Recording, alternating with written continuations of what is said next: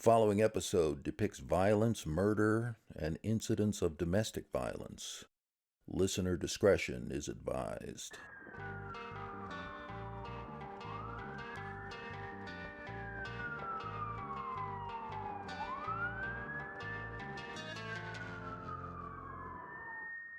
It's been over 20 years since 32-year-old Candace Scola was found dead on the kitchen floor of her home on Knox Street in Worcester. She had been stabbed 13 times, including multiple stabbings in her chest. The only suspect in the case is her estranged husband. He was the last person to see her alive.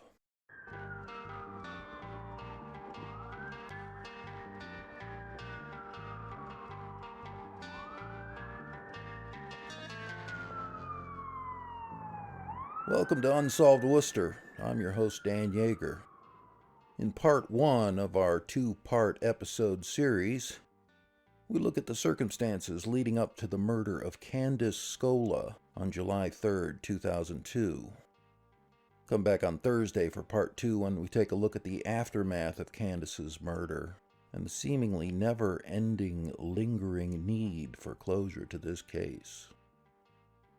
Unsolved Worcester takes a deep dive every Tuesday and Thursday into unsolved murders and missing persons cases under investigation by the Worcester Police Department's Detective Unit.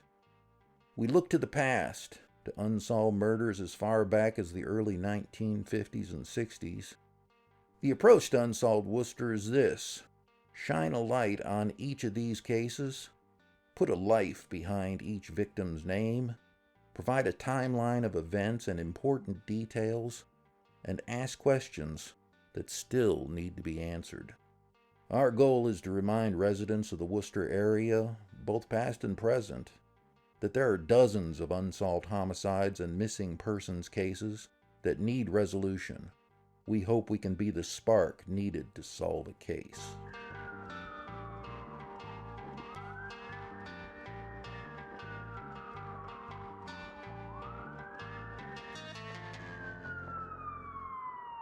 Of the dozens of unsolved murders under investigation by the Worcester Police Department, the 2002 murder of Candace Scola certainly received significantly more media attention than most of the cases we will share over the next few seasons of Unsolved Worcester. Candace was in her early 30s, working as a judicial secretary at the Worcester Juvenile Court. Her husband, Anthony Scola, was a well-known lawyer in Worcester and had formerly served as assistant district attorney in the Worcester County District Attorney's Office. Scola is the only known suspect for Candace's murder, and while he hadn't lived at the Knox Street home in months, on July 3rd, the couple had been seen by neighbors in the yard doing yard work together. Candace doing some gardening, Scola mowing the lawn. It was almost as if everything was fine.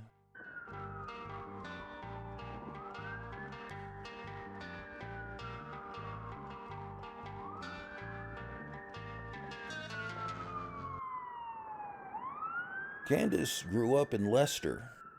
She had graduated from Leicester High School, attended the former Becker College, and was reportedly attending Worcester State University with plans to become an elementary school teacher. Family and friends called her Candy. In the days following her murder, Candace was described as sweet, intelligent, and strong-willed, but also confused and naive. At the time of her death, she had been working for several years as a judicial secretary at Worcester Juvenile Court. Candace and Scola married in 2000, and their 2-year marriage can be best described as a violent and emotional roller coaster. But even before they tied the knot in April 2000, Candace and Scola had already placed restraining orders against each other.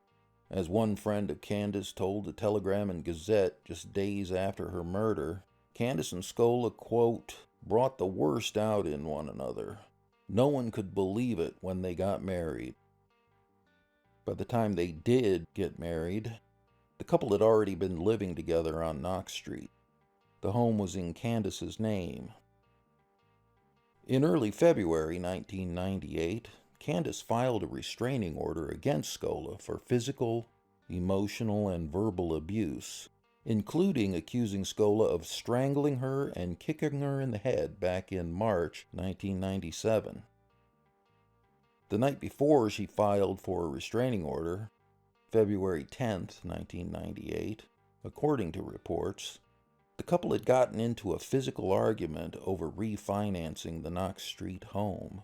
Scola wanted Candace to refinance the home so he could pay off personal debts. Candace alleges when she told Scola she wouldn't refinance the home, he grew upset and hit her. She would later ask him to leave the house. In response, Scola called the police and accused Candace of stabbing him with a pen. The next day, February 11, 1998, after Candace filed a restraining order, Scola filed a restraining order of his own against Candace, alleging he was the victim of the fight the night before and claiming Candace hit him many times in the head. 2 weeks later, both restraining orders would be dropped at the request of both Candace and Scola.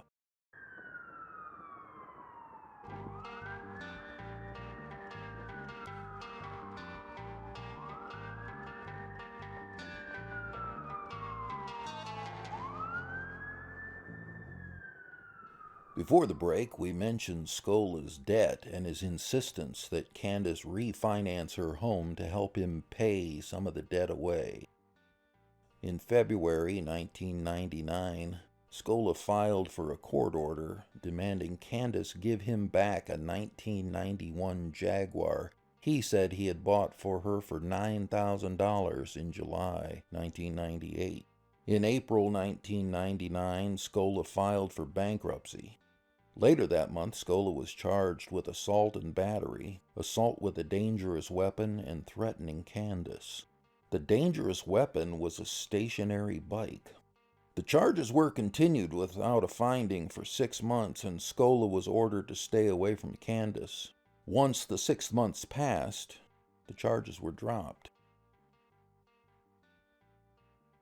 Even though the writing was on the wall, with multiple restraining orders, multiple charges of assault, and Scola in debt, the couple got married in April 2000. The roller coaster relationship really picked up speed in February 2002, 6 months before Candace was killed.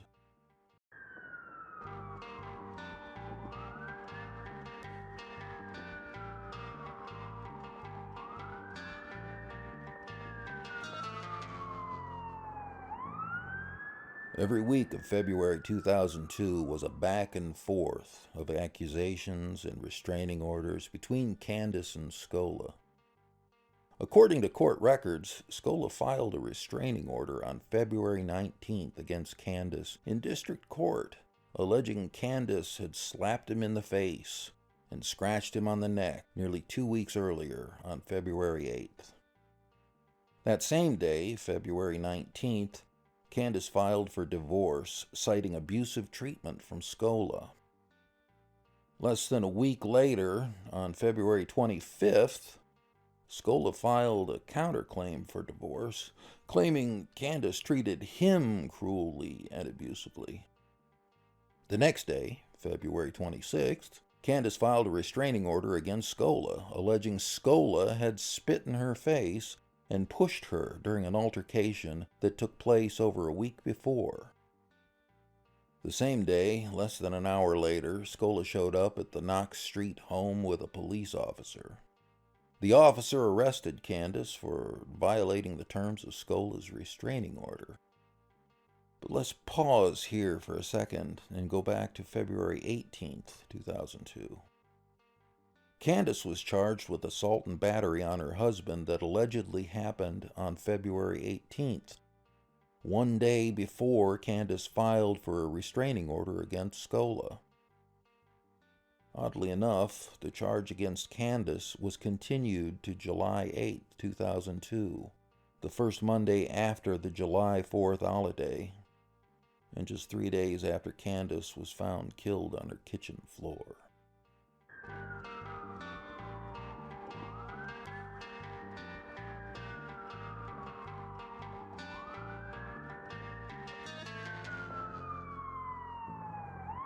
Candace's body was discovered late in the afternoon on July 5th, 2002, by co-workers who had stopped at the home on Knox Street after she didn't show up for work at the juvenile court. Knox Street is off North Oxford Street near Hadwin Park and St. John's Cemetery. The co-workers were able to enter the home through an unlocked window at the front of the house. Candace was found on her kitchen floor. She was wearing a nightgown. When police arrived, they couldn't find the murder weapon and couldn't determine what kind of knife was used to kill Candace. There were no signs of struggle or forced entry. Police told reporters that Scola was certainly part of the investigation. However, it would take weeks before they named him as a suspect. Scola was picked up by police at the former Cactus Pete's restaurant on Park Avenue. Scola was questioned for several hours and provided police with a detailed account of where he was on July 4th and the days before and after the holiday, including telling police he was at the Knox Street home until 10:30 p.m. on July 3rd. When he was picked up by police, Scola had multiple cuts on his hands. He said the cuts were from installing an air conditioner at the home on July 3rd. A year after the murder, July 2003, Scola would tell Telegram and Gazette columnist Diane Williamson that he cut easily from the air conditioner because of a family condition where he's, quote, very thin-skinned. Scola said, quote, in any case, police always look to the husband or boyfriend first, but I don't think there's anything that points to me.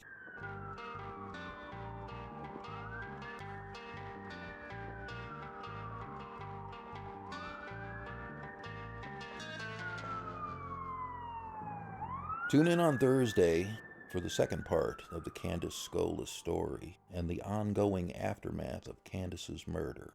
We will take a closer look at Scola's whereabouts on the day of Candace's murder, the many years of legal battles following July 5th, 2002, and how the case continues to come back to the home on Knox Street.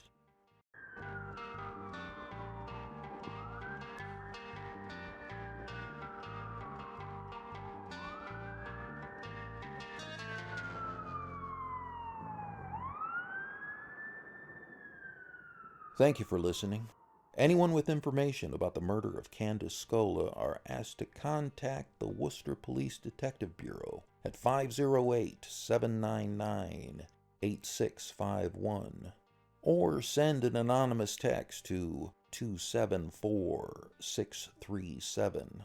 Write TIP WPD plus your message, or send an anonymous web-based message at worcesterma.gov/police. I'm Dan Yeager. Come back next time for part 2 of our podcast series on the murder of Candace Scola in July 2002.